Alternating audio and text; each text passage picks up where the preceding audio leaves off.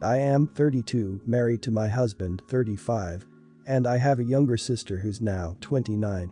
My sister got pregnant when she was 18, it was an accidental pregnancy and she wanted to terminate it but instead chose to keep it and give it away for adoption. Before she gave birth I considered adopting the kid and made sure my sister would be okay with it and she was extremely happy. She gave birth and we did all the legal paperwork to adopt the kid. The kid would still meet my sister but as her aunt. It is a girl. The kid is now turning 11 and all those years we've never had issues with our family dynamic. My sister also expressed that she's not fit to be a mom and has been open about staying child-free. She's been a great aunt to my daughter and we all had a healthy family relationship. I also found out 6 months ago that I'm pregnant with my own biological kid. I always wanted to be a mom, that's why I adopted my daughter and now I'm also pregnant. My husband and I are more than excited that our family is growing and we'll be able to give our daughter a sibling. Since I got pregnant my sister's stance has changed. She tries to spend more time with my daughter and also introduced her new boyfriend to my daughter, which is something she's not done with any other boyfriend of hers.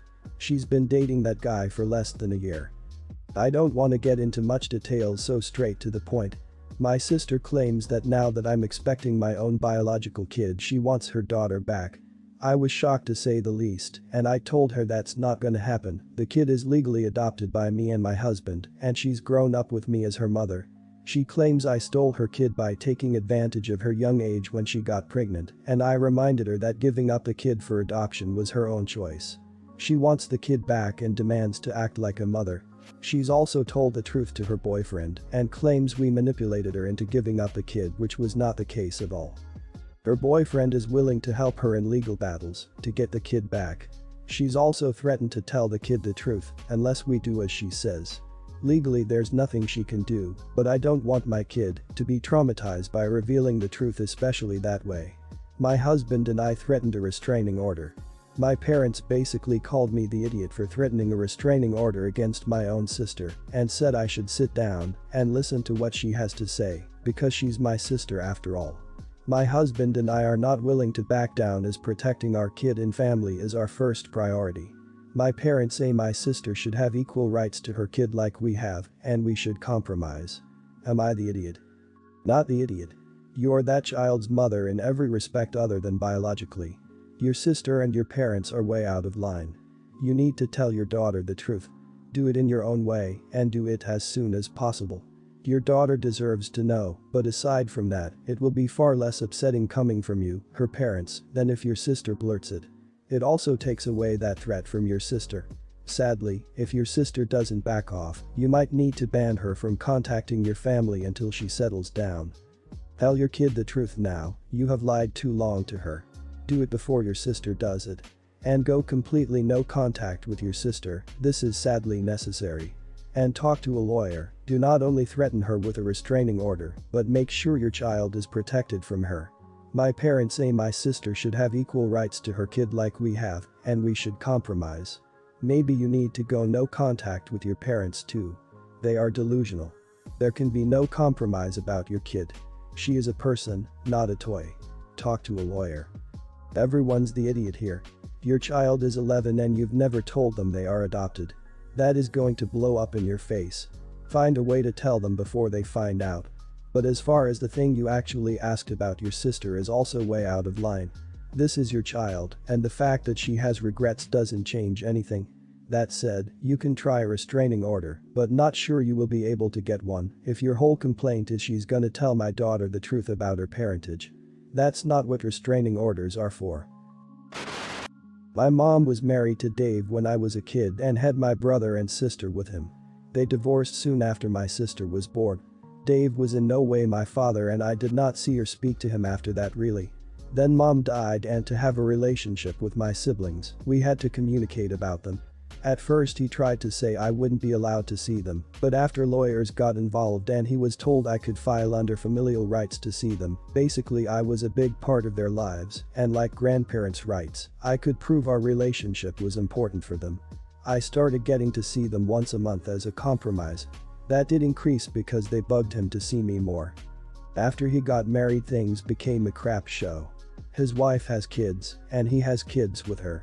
And he expects me to treat them like my family too, and threatened to stop my access to my siblings if I didn't. I told him they were not my responsibility and I would still take him to court if I have to. Last month when I picked my siblings up, he had all the kids at the door waiting for me. He told them to say hi to their sister and that I'd be taking them somewhere fun.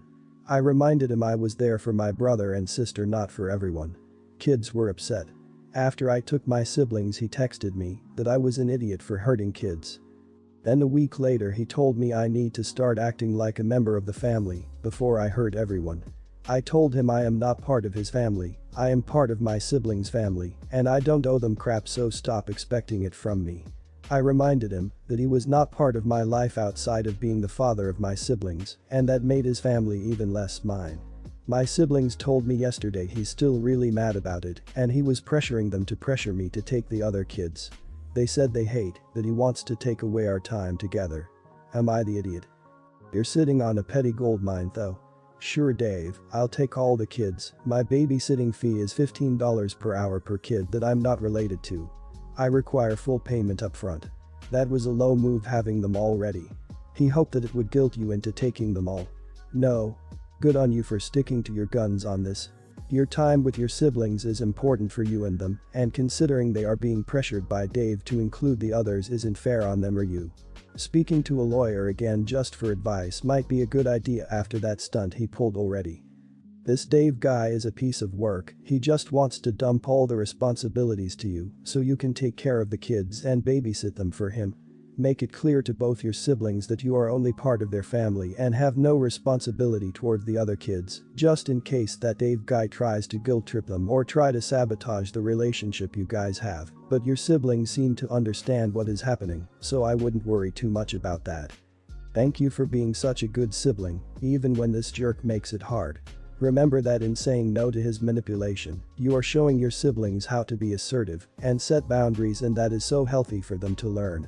Make screenshots and backup copies of his messages and get legal help if you can. You might also want to think about what you can do to help your siblings if living with this idiot becomes too stressful. Have a think about what you can and can't do for them so you know what you will say if they ask to move in with you or need help to leave. A bit of context, this happened in the UK, London. I booked a ticket for Sunday evening to go back to my apartment, Northampton. Due to an accident on the tracks, a lot of trains have been delayed or suspended indefinitely. I found this out at the station. A couple of hours before I was about to start making my way home, my ticket to go home was cancelled, refunded and given the option to buy a new one, which I did. It came with a seat, but I didn't pay too much attention to it. When I got to the station it was packed to say the least. Trains were getting cancelled and delayed left and right. My train got delayed multiple times, but luckily it arrived. Since the train station was so packed, it was a rush to get in. The train made harder with my mini suitcase I was pulling along. I was scanning my ticket and remembered it came with my designated seat. I relaxed a bit, knowing that at least it was secure. The trouble was when I got to my seat someone was sitting in there. I politely informed the woman that the seat she was sitting on was reserved for me and I have the ticket to prove it. She looked at me and said, "Sorry, I was here first, you can find another seat." I said, "I get that, but I paid for that seat and I should be able to sit in the seat I bought. If it was the other way around I'd get up because it's the right thing to do." We went back and forth about it, with her refusing to budge on the matter and me getting more and more annoying. I was annoyed and lost all my patience and simply said, "Look, we all paid for a ticket, but mine came with that seat and I'd like to sit there as I paid for it, so get up." At this point you could hear the anger in my voice, and people started to notice and take sides. Some thought I was in the wrong and should screw up. Some said it's my seat as stated on the ticket, so she should get up. One person heard the commotion from another carriage and came to shame me for bullying her and refused to listen when someone was trying to explain. She said I should be ashamed that someone like you shouldn't harass an innocent lady like her. To clarify, I'm a 6'3" black guy with a voice deep enough to make Darth Vader jealous, so I could have been a misunderstanding. After 10 minutes and another delay, the train was at the platform the whole time. She reluctantly got up and sat next to someone else. I apologize for the disturbance. I put my suitcase up in the overhead luggage storage, sat down and put in my AirPods, and calmed down with some music. She got up at the stop before me, Wolverton, and gave me a dirty look through the window. In hindsight, it was a chaotic situation to say the least, but I still believe I was in the right, but I also think that I could have just let the situation go or handled it better, so I come here for an unbiased opinion from strangers of the internet. So, am I the idiot for being a Karen and demanding my seat? Not the idiot. I am a wheelchair user, and as there are very few wheelchair spaces, if one isn't available I always reserve a seat.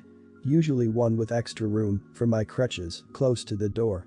There's almost always someone sitting in it. They have often watched me fold and stow my wheelchair, and you bet I make a fuss until they damn well move. It was your seat for you to sit in. It was a reserved seat you bought. What I find interesting is that it was in the United Kingdom, which is generally more orderly and rules orientated, but maybe it was because of the train issues. Unfortunately, the Karen meme has jumped the shark, where it was originally a person in the wrong who uses bullying tactics and appeals to the management to get something that they feels wrongly entitled to now has taken on the meaning of anyone standing up for themselves when the other person is actually acting wrongly entitled. They were in fact not entitled to sit in your assigned seat, thought by reverse bullying you would embarrass you enough to let it slide. So you have now provided a perfect example where you were in the right, you paid for a seat and were perfectly reasonable, and the other person felt wrongly entitled because she was there first. You're not a Karen. That's not Karen behavior. You booked a seat, you have every right to sit in that seat.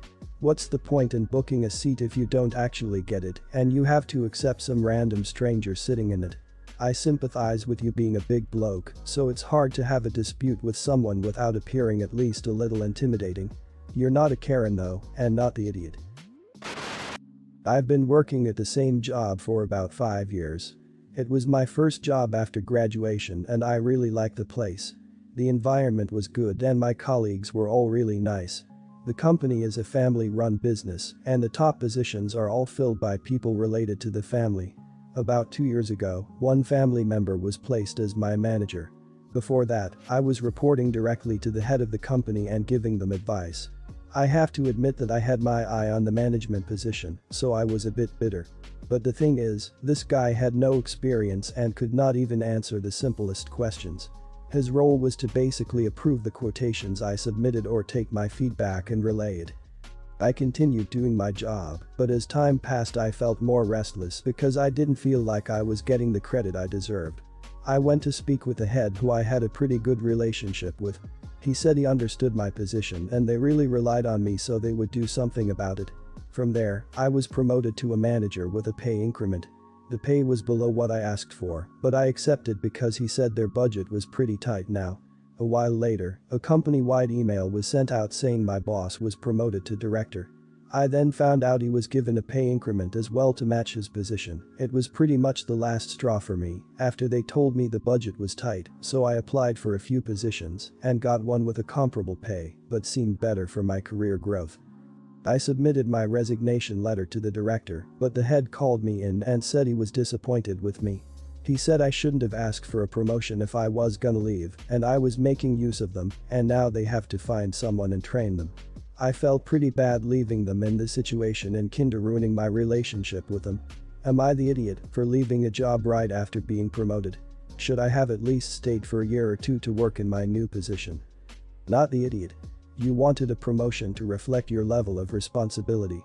Giving the guy a promotion to director when it sounds like he's doing nothing sounds like a slap in the face. If they had told you that he would have been promoted, would you have been as accepting? Furthermore, it seems like the company did have the budget seeing that they gave the guy a pay rise as well. And by the way, the pay jump from manager to director is pretty big.